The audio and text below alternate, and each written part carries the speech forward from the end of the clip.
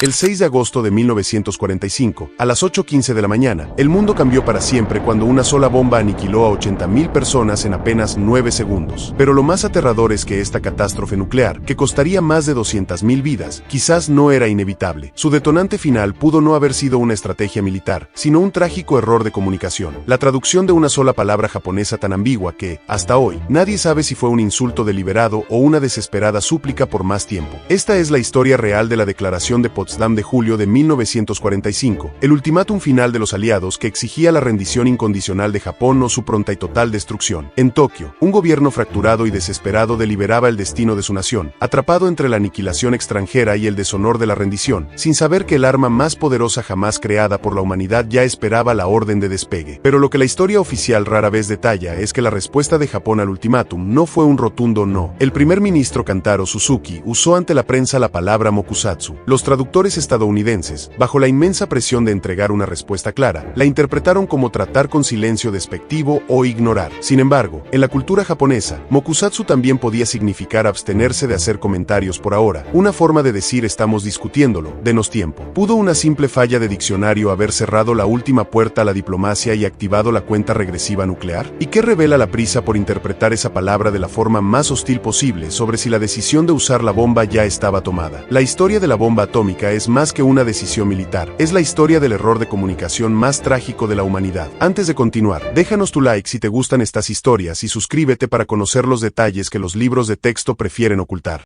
Poco antes de la catástrofe, a mediados de 1945, Japón era una nación al borde del colapso, pero su espíritu se negaba a romperse. Las ciudades eran bombardeadas noche tras noche con armas convencionales, la flota estaba destruida y la población civil enfrentaba una hambruna inminente. Sin embargo, el código del bucido, el camino del guerrero, todavía dictaba la mentalidad de sus líderes. La rendición no era una opción, era un concepto culturalmente peor que la muerte. En el centro de este dilema estaba el emperador Hirohito, una figura divina para su pueblo, pero un líder prácticamente silencioso, atrapado en los rituales y las tradiciones mientras su gobierno se partía en dos facciones irreconciliables. Por un lado, el Partido de la Paz, liderado por el ministro de Asuntos Exteriores Higenori Togo, buscaba desesperadamente una salida diplomática, intentando negociar una rendición que preservara la figura del emperador. Por otro, los halcones del ejército, encabezados por el ministro de Guerra Korechika Anami, preparaban a la nación para la batalla decisiva en suelo patrio, un plan de defensa suicida llamado Ketsugo, que armaría a civiles, mujeres y niños con lanzas de bambú para enfrentar la invasión estadounidense. Estaban dispuestos a sacrificar a 20 millones de japoneses para defender su honor. Era en este ambiente de paranoia, desesperación y fanatismo donde aterrizó el ultimátum de Potsdam el 26 de julio, un documento que no dejaba espacio para la negociación y que contenía una amenaza velada, una promesa de destrucción que nadie en Japón podía comprender en su verdadera y aterradora magnitud. El ultimátum de Potsdam cayó como una bomba diplomática en el Consejo de Guerra japonés. Durante 2 días, el gabinete de Suzuki debatió a puerta cerrada. Los ministros militares lo vieron como un insulto, una prueba más de que los aliados solo buscaban la humillación total de Japón. Exigieron un rechazo inmediato y público. Sin embargo, la facción pacifista rogaba por la moderación, argumentando que el documento podía ser una puerta de entrada para negociar a través de la Unión Soviética, que aún se mantenía neutral. El primer ministro Kantaro Suzuki, un anciano y respetado exalmirante, se encontraba en una posición imposible, presionado por los militares para mostrar una postura de fuerza y desafiante ante el pueblo japonés, pero consciente de que el rechazo total significaría la aniquilación, buscó un camino intermedio. El 28 de julio, en una conferencia de prensa, declaró que su gobierno trataría la declaración de Potsdam con mokusatsu. No fue un comunicado oficial, sino una respuesta a los periodistas. Y aquí es donde el destino de cientos de miles de personas comenzó a pender de la interpretación de 10 letras. La palabra moku significa silencio y satsu significa matar, lo que literalmente podría traducirse como matar con silencio. En el contexto japonés, esta expresión es rica en ambigüedad. Podía significar un digno sin comentarios, una forma de ganar tiempo mientras se tomaba una decisión real, pero también podía tener una connotación de desprecio, de considerar algo tan insignificante que no merece una respuesta. Mientras los cables de noticias internacionales zumbaban con esta única palabra, en Washington, los traductores de la agencia de noticias Domei, sin el contexto completo de las deliberaciones de Tokio, eligieron la interpretación más dura y directa: ignorar. En cuestión de horas, los titulares de todo el mundo, desde el New York Times hasta la BBC, informaban que el gobierno japonés había ignorado oficialmente el ultimátum ultimátum de Potsdam. Para el presidente Truman, que esperaba en Potsdam la respuesta, esto fue la confirmación final de que los japoneses eran fanáticos irracionales con los que no se podía razonar. La noticia de la respuesta de Japón llegó al presidente Harry Truman mientras navegaba de regreso a Estados Unidos a bordo del crucero USS Augusta. Para él, la situación era clara y la decisión, aunque terrible, parecía la única lógica. Sus asesores militares le habían presentado estimaciones de bajas para una invasión de Japón que ascendían a más de 1 millón de soldados estadounidenses. La experiencia en las batallas de Iwo Jime y Okinawa, donde los soldados japoneses lucharon hasta el último hombre y los civiles se lanzaban desde acantilados, había pintado una imagen aterradora de lo que sería una invasión del archipiélago. Además, el Proyecto Manhattan, un programa secreto de $2.000 millones,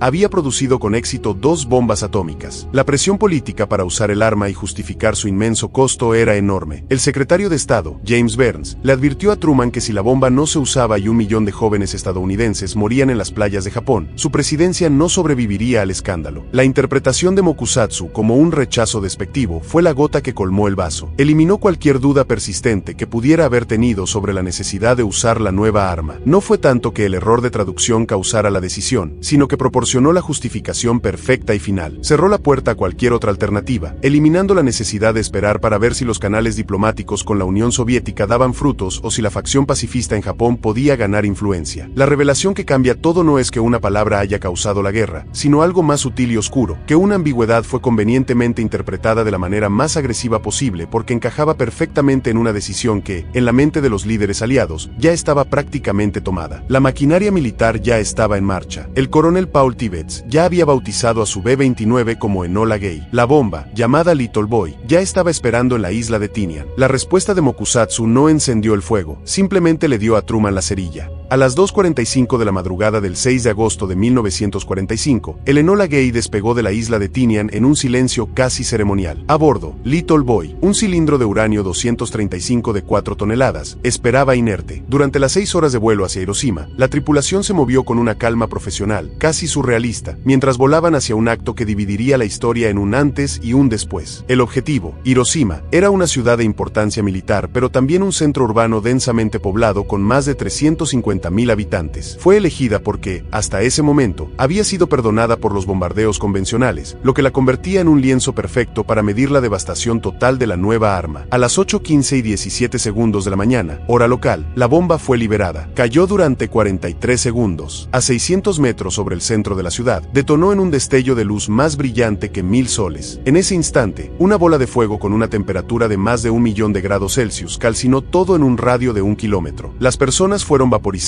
instantáneamente, dejando solo sus sombras impresas en el asfalto. Más lejos, la onda de choque expansiva, que viajaba más rápido que el sonido, pulverizó edificios como si fueran de cristal. Luego vino la tormenta de fuego, vientos de cientos de kilómetros por hora que crearon un infierno autoalimentado que consumió lo que quedaba de la ciudad. Lo que ocurrió en Hiroshima no fue una batalla, fue un acto de aniquilación ejecutado con una precisión científica aterradora. Fue la demostración brutal de un poder que la humanidad nunca antes había poseído, una advertencia de que la guerra había entrado en una nueva era. El presidente Truman anunció al mundo desde el USS Augusta: hace 16 horas, un avión estadounidense lanzó una bomba sobre Hiroshima. Es una bomba atómica. Es el aprovechamiento del poder básico del universo. Mientras tanto, en Tokio, los informes iniciales eran confusos. Hablaban de una explosión masiva y una ciudad que había desaparecido. La verdad, demasiado monstruosa para comprenderla, tardaría horas en llegar. Incluso después de la aniquilación de Hiroshima, el gabinete de guerra de Japón permaneció paralizado. Los líderes militares, en un estado de negación casi patológico, argumentaron que no podía ser una bomba atómica y que Estados Unidos no podía tener más de una. Se aferraron a su plan de una batalla final suicida. Fueron necesarios 2 golpes más para romper su voluntad. El 8 de agosto, la Unión Soviética, rompiendo su pacto de neutralidad, invadió Manchuria, eliminando la última y débil esperanza de una paz negociada. Y al día siguiente, el 9 de agosto, una segunda bomba atómica, Fat Man, fue lanzada sobre la ciudad de Nagasaki. Ante la perspectiva de una tercera bomba sobre Tokio, y con el ejército soviético avanzando, el emperador Hirohito finalmente intervino. En una reunión subterránea con su consejo, tomó la decisión sin precedentes de aceptar la rendición. Su voz, que la mayoría de sus súbditos nunca había escuchado, fue grabada y transmitida a la nación el 15 de agosto. Anunció la rendición, citando una nueva y cruel bomba. Pero el costo de esa supervivencia, el precio de esos 10 días de deliberación y la tragedia de Mokusatsu, fue incalculable. Más allá de los muertos inmediatos, decenas de miles más murieron en los meses y años siguientes por envenenamiento por radiación, una enfermedad invisible y aterradora que causaba que sus cuerpos se desmoronaran desde adentro. Generaciones enteras nacieron con defectos congénitos. Los sobrevivientes, conocidos como Hibakusa, fueron estigmatizados en su propia sociedad, marcados física y psicológicamente para siempre. La verdad incómoda es que, mientras el mundo celebraba el fin de la guerra, para las víctimas de Hiroshima y Nagasaki, el sufrimiento apenas comenzaba. La decisión de usar la bomba pudo haber salvado vidas estadounidenses, pero lo hizo a un costo humano que todavía hoy resuena, una mancha permanente en la conciencia del mundo y un recordatorio brutal de que las palabras, y cómo se eligen interpretar, pueden tener consecuencias más devastadoras que cualquier arma. La rendición de Japón el 15 de agosto de 1945 marcó el fin definitivo de la Segunda Guerra Mundial, pero también fue el amanecer de una nueva era, la edad atómica. Las explosiones sobre Hiroshima y Nagasaki no solo destruyeron ciudades, pulverizaron el viejo orden mundial y redefinieron el concepto de poder. De la noche a la mañana, el mundo se dividió en dos, las naciones que tenían la bomba y las que no. Esto desató una carrera armamentista entre Estados Unidos y la Unión Soviética que definiría la Guerra Fría durante las siguientes 4 décadas, llevando a la humanidad al borde de la aniquilación nuclear en múltiples ocasiones, como la crisis de los misiles en Cuba. El legado de esos 10 días de julio y agosto es complejo y doloroso. Historiadores y éticos continúan debatiendo si el uso de la bomba fue un mal necesario para terminar una guerra brutal o un crimen de guerra innecesario contra una nación que ya estaba al borde de la rendición. No hay una respuesta fácil. La historia de Mokusatsu se convirtió en una lección escalofriante sobre la importancia de la comunicación y la diplomacia en un mundo con el poder de autodestruirse. Nos recuerda que en la niebla de la guerra, las suposiciones, los prejuicios culturales y la prisa por actuar pueden crear una tormenta perfecta de destrucción. El ultimátum de Potsdam exigía una rendición incondicional, y la respuesta ambigua de Japón, filtrada a través de capas de traducción y presión política, fue interpretada de la manera que justificaba el uso del arma más terrible jamás concebida. Aquel gobierno que solo buscaba ganar tiempo para encontrar una manera de rendirse con honor, obtuvo una respuesta que el mundo entero necesitaba escuchar, una advertencia de que el poder nuclear, una vez desatado, no distingue entre soldados y civiles. La historia de Mokusatsu y la bomba atómica nos recuerda que las decisiones más trascendentales de la historia a menudo se reducen a momentos frágiles, a palabras malinterpretadas y a la psicología de unos pocos líderes bajo una presión insoportable. Ahora te pregunto, ¿crees que la bomba habría sido lanzada de todos modos, sin importar la respuesta de Japón, o crees que una comunicación más clara podría haber cambiado el curso de la historia? Déjanos tu opinión en los comentarios. Y si te impactó como una decisión política y tecnológica llevó a una destrucción sin precedentes, viaja al pasado para conocer el origen del concepto de aniquilación total, cuando Roma pronunció una sentencia de muerte contra su mayor rival. Haz clic aquí para presenciar la destrucción de Cartago.